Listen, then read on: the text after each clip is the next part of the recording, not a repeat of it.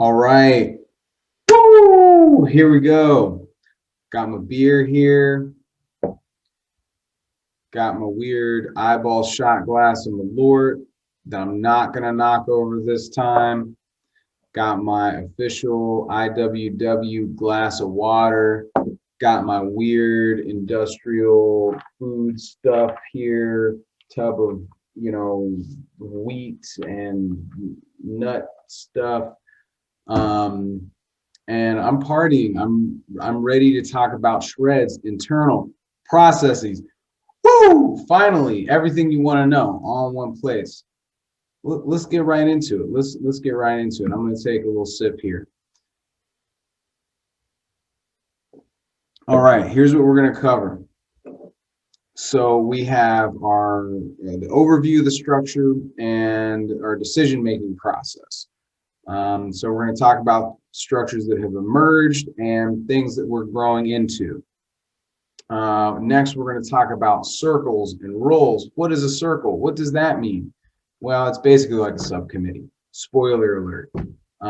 So these are the details of the cooperative structure here that we're trying to work with. Next, we're going to talk about our editorial process. So this is how pieces get made. Okay, and then finally, we're going to talk about our editorial priorities. This is a brief look at our philosophical, political, and tone and style priorities. Okay, so disclaimer, please keep this in mind. So I'm going to just read this. So we recognize the nature of this creative work is often fluid. The following details about the structure and roles of Shred are not meant to rigidly define people's activity. Rather, they are meant to provide structure for sustainable and accessible growth and division of labor. That is, the symbols are there to serve us, not us serve the symbols. So we recognize that things will look different in practice than they are expressed with these symbols. We also recognize everything here can and should change over time as needed. I mean, come on, A doesn't equal A. Here we all are. This is why we're doing this. Okay, structure overview. So Shred is a cooperative that is organized sociocratically. So here's what this means. We're organized in what are called circles. And these circles work and collaborate together on specific areas. They can break down into smaller working groups if they want. Circles are empowered to do things in a totally self-directed way, but they report back to the steering committee. We're going to get into a visualization in just a second, so you'll see how that works. The steering committee likewise regularly updates everyone on the organization-wide work that is happening. Next, so structure overview. So Shred consists of the following circles. And again, circles, it's a similar idea to a subcommittee. We're just using this word. It comes from the sociocratic tradition. We'll get into that. Communication about work happens via corresponding Google groups. So maybe you were added to a Google group recently. That's what that is. So being on a circle just means that we've established shared values and that you're on a Google group that corresponds to the area you're interested in working in. That's about it. However active you want to be after that, that's totally up to you. So projects are kept track of via corresponding Trello boards. We'll get into that later. So here are the circles. We have our steering committee. We have our editing and content circle. We have our creative design, production, and tech circle. We have our legal and financial circle. And finally, we have our communications, organizing, and distribution circle. That's in no particular order. They're numbered for some reason. Why are they numbered? I don't know. So we're a bit more centralized than a traditional sociocratic organization in that each circle is organized by one or more directors. So they're responsible for being the lead organizer of the circle and sitting on the steering committee. The publishers in the steering committee have the ability and responsibility to set the priorities of each circle, as long as there are no hard objections by members of the circles to a given SC decision. Finally, the steering committee, rather than the circles themselves, has the sole authority to pick circle directors, who will in turn sit on the SC. The SC could hand this off to a circle on a case-by-case basis if it wants to, but it doesn't have to. So again, we're just trying to get all this power dynamic stuff out in the open. We want to map it, want to be clear about it. For the project we're working on, we feel that this is best. So we want to be clear on what it is we're all consenting to. So here it is. Here's the structure visualization. Damn, Pete, wocky, slush. There it is. So we have our steering committee there. You can see our editing and content circle, our comms organizing and distribution circle, our other circles here, and we have our publishers, our directors, and or our area editors. They're kind of the go-between between these groups. These folks have a little bit more, responsibility to organize stuff than just the general folks who are sitting on these circles. Information will flow around all of this quite nicely via our electronic communication systems. And these little nodes here, this just is to indicate that ad hoc working groups can pop up as folks see fit. That can just happen organically. And again, things can go into the steering committee and come back out. So it's not just the steering committee that's necessarily totally dictating what's going on, but the overall priorities will be set by the steering committee. We want to be clear about that, but it's not that they are dominating and totally controlling everything. Okay, next, structure overview about money. We don't have much money right now. Hopefully we'll have more money. Hopefully we can hire people full-time at some point. That would be cool. Whenever that happens, we just want to be ethical about that and not become bosses. So this is about this, anybody who is receiving a regular wage or regular salary, they will automatically be a member of the steering committee, and they'll be able to object and stop anything that they feel is maybe unfair labor practices, this and that and the other. They'll also we totally support the right if folks, hypothetically some time down the road, if they want to form some kind of independent union, we totally support that. So decision making. So decision making is carried out based on consent at all levels. Consent is reached when no member of a circle has any hard objection. In other words, they can live with the decision, even if it's not their number one choice. Some people also use the word consensus to describe this. Consent, consensus, people can be self-directed in their activity, can just move forward on things as long as there's no hard objections.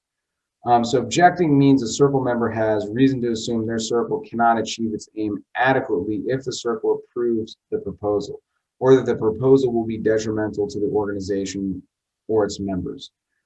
Rounds are encouraged to be used during meetings, but stack can also be used. Experiment, have fun. This is just a visualization of what we're talking about, of what consent is in this case. And again, you could use the word consensus here, but yeah, there's a visualization. That's from Sociocracy for all. You can check that out on your own. Circles and roles. So first of all, we're going to get into the details of the different circles and roles here. So first of all, we have the steering committee and the publishers. So this is what they're responsible for. So bottom line, moving the development of the publication forward. They set the timelines, they keep track of the progress of all projects and make sure timelines are met. They have the final call on when something is ready to publish, but they can't make this call unilaterally without going through the editorial process, which we will talk about. They act to fulfill all needs of the organization not being fulfilled at any given time. That's what I'm doing right now. So, and then finally, internal communications, external organizing strategy, kind of setting the tone for that. All right, next, legal and financial directors / circle. This is kind of self-explanatory. You can keep track of and write reports on funds going in and going out, taxes and legal stuff and blah, blah, blah. And you'll, check it out on your own there. Okay, circles and roles. Moving on, creative design, production and tech directors / circles. So again, this is all we're talking about the directors' roles as well as the circle's role. So this is stuff that the directors are responsible for, and they're also responsible for delegating. It's not just taking it on themselves, but trying to delegate, trying to find people who want to collaborate together on getting this stuff done. So we have a creative director. That's going to lead the development of aesthetic dimension of the publication. They're going to recruit artists, graphic designers, work on tone, emotion, style for external facing material. They're going to develop the use of excerpts for social media slides, memes, the newsletter, etc. So production and tech directors, this is more technical stuff. They want to attend to their website. They're going to set up and attend to auxiliary platforms, Discord, YouTube, etc. They're going to produce live streams as well as pre-recorded audio and video content. All right, I'm going to take a sip of beer here real quick. Gotta just recharge. I'm just going to smell the Malort. That's great. Let me take a little sip of it. I love it. Grapefruit peel. Love that flavor. All right, let's move on here to communications, organizing, and distribution directors / circle. So distribution, the distribution aspect of this is all going to be about getting stuff out there, getting pieces, stuff that we published, getting that out there, trying to get that out to people. Organizing and communications director, that's going to be more about, just organizing and communications, strategy for bringing in new collaborators, strategy for connecting to already existing political and scientific and cultural organizations, to collaborate, for organizing, for education, things like this. All right, moving right along. Editor and contributor directors / circle. So the editorial, so we have a little bit of a different thing here. As you can see, we have this role of the area editor. So first of all, the editorial directors, that's going to be, again, more of like a kind of managing, organizing, lead organizer kind of thing. We want to ensure, they're going to ensure editing deadlines are reached, general delegation of tasks, and again, the publisher is going to serve as an editorial director, so automatically. Area editors, so those who have a specific area of expertise or particular life experience they bring to both the editor and contributor circle and steering committee decision making. So everyone who sits on the steering committee will be an area editor. Everybody who sits on a steering committee may not be a director. Not everybody may be a director where they're actively organizing, but everyone will be some kind of area editor. They will have some perspective that they're bringing to the table, that's really particular, or really we feel is really essential to carrying out the editorial priorities. So yeah, so let's move right along. So this is editor and contributor directors / circle continued. So these are just the general functions of this zone, general things that the folks should be thinking about in the editing process. We have a rubric that we'll talk about at the end here, but yeah, so this is going to include these general functions, these things to think about. They include, but they're not limited to, drafting, got to draft a new piece, research and fact checking, aesthetic editing, think about tone, thinking about visual or sound elements, area editing, thinking about the details of the content from the point of view of a particular discipline or area. So production and layout, thinking about the quality of presentation, from the get-go. How is this going to look, just from that initial starting place, even before it gets to people who are more production or tech-minded.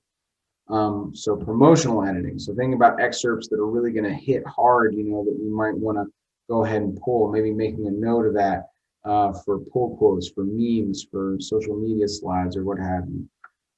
Clarity and style editing. So I need a lot of clarity and style editing. Please help me with just overlooking typos, my God. So yeah, we're going to help each other with that, thinking about, doing that clarity and style editing. All right, moving along. So here's our editorial process. This isn't going to be a rigid thing again, but we want to make sure just that we're getting enough heads on something, getting enough brains and eyes and ears on something here. So so how a shredded piece is made from start to finish. So first, the pitch is going to get approved for publication by the publishers in some combination of the editorial director / steering committee.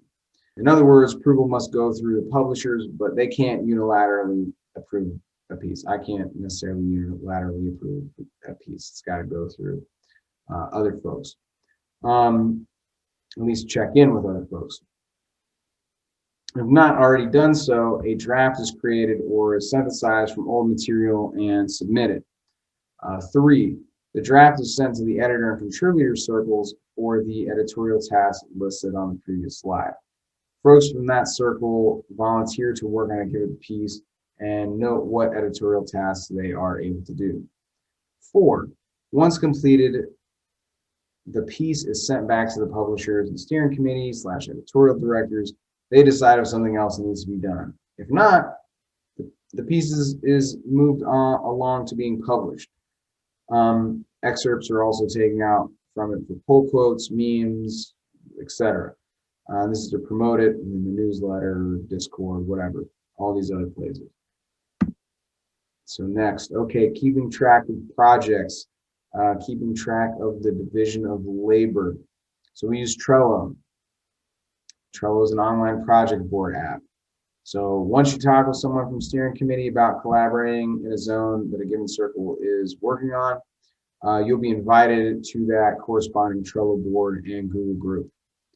Maybe you're already on a Google group. You're on 2 Google groups.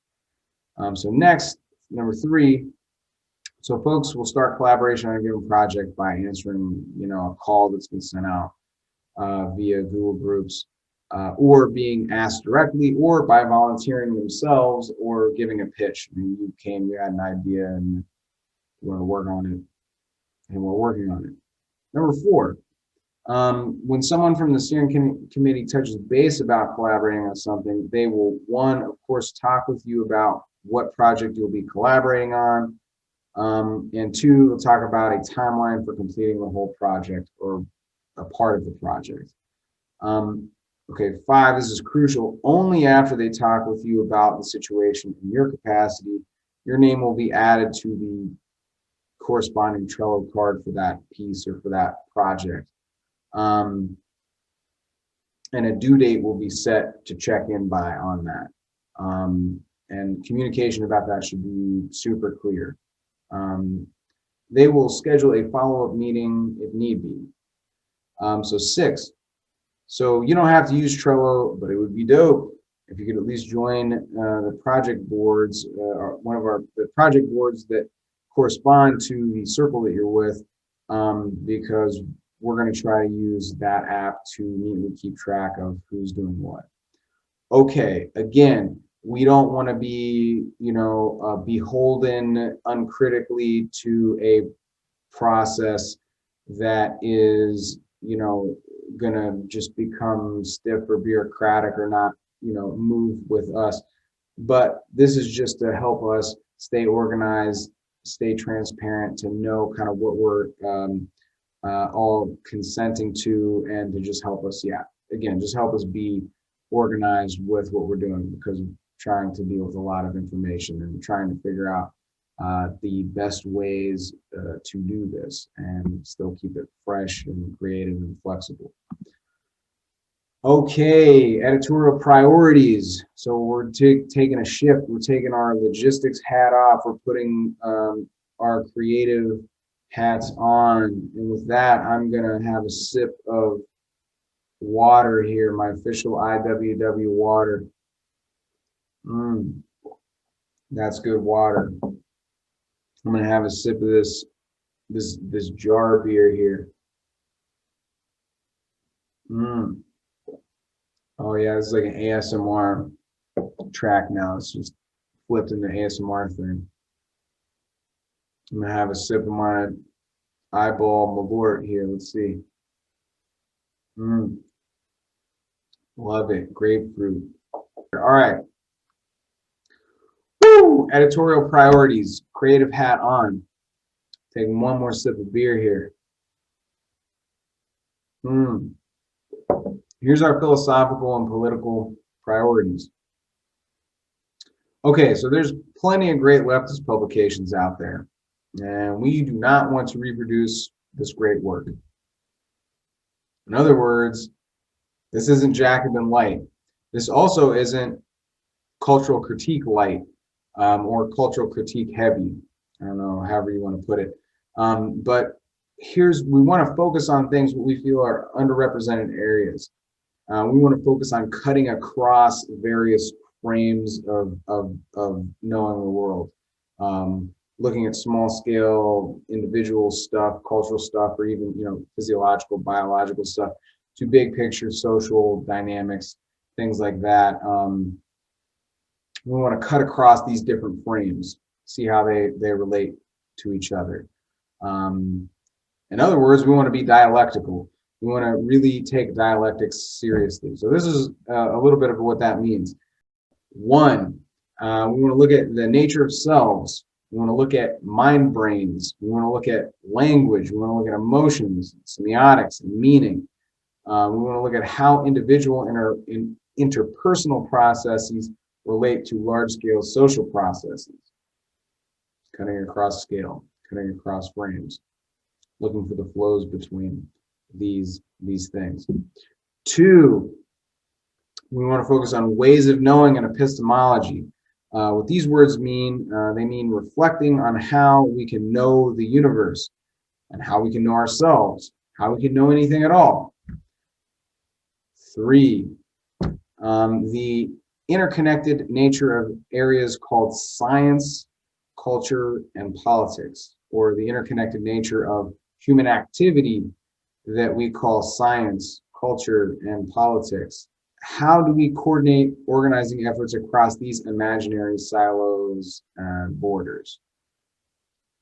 Four, so we want to unpack underlying assumptions. We want to do research and experimentation that aims to really get behind the words and symbols we may take for granted with everyday use. We feel that we take a lot of words for granted, a lot of big words, a lot of words that are indicating to really big swaths of human activity. We want to be super clear on what we're talking about. We don't want to take anything for granted. We want to be really clear about the processes in the world, the processes in the universe that we're pointing to. Okay, so for a more detailed look, you can see our foundational pieces that update over time, dialectical frameworks, and just our shared research questions. So there'll be links there for that. Okay, next. So here's our tone and style priorities. So we took a lot of time and tried to think about, like, okay, what kind of tone do we want to have with this? What kind of tone is off-putting? What is going to be inviting? What is going to make people feel good, like they want to come in and be a part of this, make this stuff land, make it be accessible, make it be relevant, the stuff that can oftentimes exist in this very kind of abstract, seemingly divorced from everyday concerns kind of realm. How can we really make this inviting for folks? So this is what we came up with. So here's our tone and style priorities. So we came up with these words: earnest, nerdy, cheeky, maybe a little bit mischievous, but definitely not cynical or hopeless. Next, as you write, imagine you're talking to somebody you want to get to know. This person is smart, but you shouldn't assume they've read all the same books you have. Explain what you're talking about. Next, stories are great.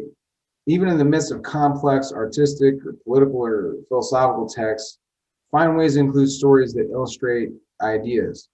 Characters and narratives help the reader to invest personally. Next, so hold yourself to a strict standard for questioning biases. Always unpack jargon and complex references. Just because you use a technical term often and feel you understand its meaning, don't presume your reader will have the same connotations. Ask yourself, could my meaning be misinterpreted here?